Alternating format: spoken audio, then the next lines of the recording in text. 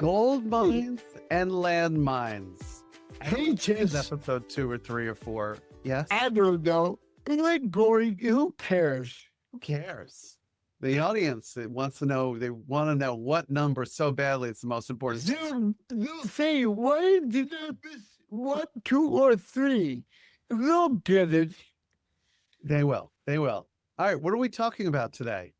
Well, I want to tell even focusing on land and gold mines. I want to tell a story of a land mine.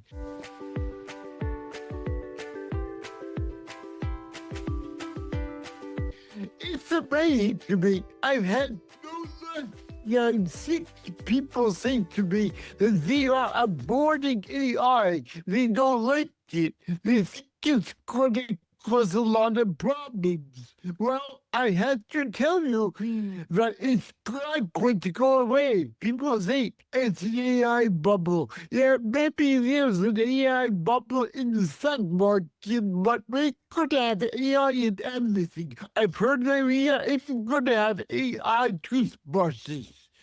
I like to tell a story to tell people don't avoid it, embrace it. Because I'll tell you, I made a really, really bad mistake about 2 years ago. And I caught up in an investment scam. I lost a lot of money. I had taken money out of my IRA, and I owed a tax bill of $265,000. Now, I was very depressed, but I met someone on Facebook that I became fast friends with. She was a bookkeeper only, but she used ChatGPT, no exaggeration, to get my tax bill down to $18,000. She embraced ChatGPT 3 years ago, and I thought, wow, she must have her MBA or something. Only afterwards I found out that she didn't even have an undergraduate degree. So if you are in school, remember, yes, go to school. I'm not going to say school is that bad, but embrace it because I tell you, I've been doing, as I said, all my books. I had this book called All Our Jobs for Survival Camp. Well, I tell you, I'm not going to do it ever because AI is going to wipe out lots of jobs. One last example, I have two nephews in Harvard Law School. They're not going to have jobs. I had the lots of legal documents. I don't need a lawyer only. I hire a lawyer only for 1 hour or so to look over what ChatGPT does. It's amazing. Wow. It's a scary and crazy moment in time. And I don't know if today is the day or if you want to tell the story about you brought up the money that you were I don't duped or Yeah, it was a long story. What happened was I invested in a series of companies, and they kept it's a long story. It's embarrassing, but I was making money until they pulled the rug out from under me. So I lost a lot of money. I should have taken my money and run, but I didn't. Now, you had not given me specifics in the past, but a scam that's going around that I've heard of, and I'm bringing this up because the audience should know about Sure. is somebody reaches out and they say, hey, there's an app that you can get where you invest in whatever, and we're going to give you the first $200, but you have to invest it or something. The person downloads the app. The app is a sham. They put this fake, what they think is $200 into something, and oh, it grows. Great. Now, if you add more money, and now the people, they see that this stuff is working, and they're adding more money, and they're connecting it to their bank account, and they're only trusting it because it's an app. It's an app somebody made. I don't know, how. So they're connecting it to their bank account. They're putting in everything, and then all of a sudden, one day it doesn't work, or there's something wrong. And that's it. They're out everything. Their whole bank account has been drained. And Yeah. but along the way, they kept seeing, oh wow, everything's doing great. I'm going to put more money in there. So Yeah. Yeah, I'll tell you, in my case, I wasn't the target. They were I was making money, and about 3 months in, they asked me to get my friends because they saw on LinkedIn that I had a lot of wealthy friends. One in particular, he has passed away now, but Harry Sinrick, the father of Kira Sinrick, who is married to Kevin Bacon. And we all know the story. Kevin Bacon went on the talk circuit because Marty Madoff raped him off. So they were looking not for me. They wanted me to make money. They wanted my contacts to make money.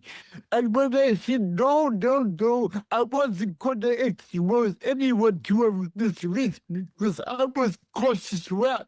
They pulled the plug on me. Oh, wow. Well, everybody has to be extra vigilant. You have to question everything. You know, some Yeah, call to you you and know, put you an angry voice. I'll tell you, sorry to interrupt, but I got the message. This is a gold mine. Everyone wants to put money in the marketplace. But I'll tell you, now that I'm starting over, I'm investing in myself. I'm investing in my businesses. Not the 6, 7, 10% in the S&P. I want to put $1 in and give $3 out. That's my goal. And I can do it in my own business because everyone, it used to be how we used to say that Harry Sidrick, because he has a book called Entrepreneurship. And he always used to say entrepreneurship is a good second option if you don't want to work in the corporate. Well, he did think at the end of his life that entrepreneurship is a must. It's not a nice to have, it's a must. So my father always told me from when I was 16, always had the message on the side that you can go to. That was great advice. So even if you are working, think of a business because you are going to be a freelancer. It's going to happen. It's happening to everybody right now. And we, of course, we keep hearing, you know, AI is coming for everybody's job, and certainly even white collar or thought jobs. But that'll all play out. We don't want to get so depressing. But with, you know, I want to share something AI related. And I thank you for sharing those stories with everybody today. And we're hoping that we add value and don't just talk about ourselves. But I am one thing I launched last year as another part of my business is an AI agency. I'm sorry, not an AI agency, a podcast agency. And I was thinking AI because some shows are with paid clients and some are a test. The one that we're doing right now at this point is a test. We're testing to see what is this show? What is our audience? What do we learn every single time? What can we share? How can we pay attention to our audience? So I have another one going with a friend, Dr. Bruce Weinstein, who's known as the ethics guy. And he and I have been friends for 25 years. He writes about ethics. He's the ethics writer for Forbes. Anyway, he and I have some online courses together on the Udemy platform. And I said, hey, we keep talking just on the phone about stories in the news and debating it. We should just do this as a podcast. So we just also launched AI Ethics Today. People can search on YouTube. And in the middle of the one we recorded yesterday, he said, so I'm going to tell you about this experiment. He said, what? I mean, he didn't pose it as an experiment. He said, you know, before we know it, AI can just go and do a podcast like this. I said, they already can. And I said, and they could do it better. And he goes, they could do it better. He goes, well, what are we doing? He goes, why am I doing this? I could go do something else right now. And I said, well, listen, as an audience member, I don't know if I trust whatever the robot is just telling me. I mean, Google has a tool called Notebook LM. So we're actually now even doing, I was just doing earlier today, this test to see if Notebook LM could create an audio podcast where it's got two voices and you plug in anything. And I just plugged in 3 URLs for different articles that we were talking about. And it has a back and forth and it's frightening. The question is it better than two humans? Yeah, I don't think anybody could certainly replicate Paul right now. No way. To Not me, it's question. you neither. You Right. neither. I think if you could replicate me, my wife might like it better. But anyway, she'll be like, "Oh boy, this is just perfect." 24/7. Anyway, I'm teasing. So, it's an interesting thing. Could AI, whatever it is, could AI do it better? So I'll report back at another time. But basically, we have the podcast where we talked about 3 new news stories, and then we had AI, 2 voices, talk about news stories, and it brought up angles and things that I never thought about because it can go in any direction it wants. And we're going to see what the audience thinks as well of Uh-huh. I mean, at this point, that's an experiment too, so nobody's really watching. Yeah, to summarize your thoughts, you're gonna, you're not, you are either gonna be replaced by AI or you're gonna be replaced by someone who knows AI. So be Uh, the second, be that person who knows how to work AI. So I'm going to say yes, but there are certain areas as humans, and you're a musician, you're a writer and musician. Would you want to go to a Rolling Stones concert, pick the Rolling Stones, or a Rolling Stones AI concert where they have a visual that looks like it, maybe even a hologram, and boy, does it sound like the Rolling Stones. Does that ruin anything for you? Of course, you have, always treat your honesty, always. Yeah, so I'm saying we might put a premium on it, meaning we're willing to spend more to see humans who are right up there, who hit the chord slightly wrong or sang the words. If you go to a concert, sometimes all of a sudden they come in the words ever so slightly late because they were, looking at the other guy and gone like that and leaned over. And you're like, oh, and I've thought in my mind, like, oh, that was different than it is on the album. And I'm still having a great time. But the reason it is because real human beings are doing something in front of you. It's gonna Right. be, slightly different.